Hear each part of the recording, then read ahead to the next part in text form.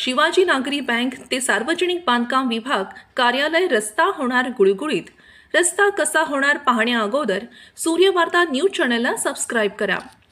पैठण शहर हे धार्मिक, ऐतिहासिक व पर्यटक स्थळ असल्याने पैठण शहरातील रस्ते सध्या चांगले होत असून त्याचेच एक उदाहरण म्हणून शहाजहापुरा ते सार्वजनिक बांधकाम विभाग पैठण या रस्त्याचे काम सध्या युद्ध पातळीवर सुरू असून सदरील रस्ता हा चांगल्या प्रकारे व दर्जेदार होत असल्याने नागरिकांनी सांगितले।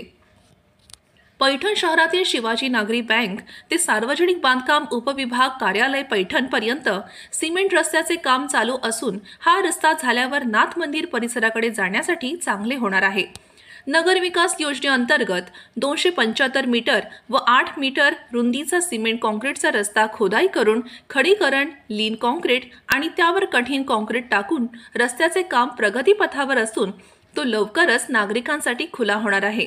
या रस्त्यावर कोर्टकडून येणारी वाहतूक वर्दळ थेट आपल्या गरजेनुसार नाथ मंदिरकडे जाणार असल्याने भाविकांसह नागरिकांकडून समाधान व्यक्त केले जात आहे।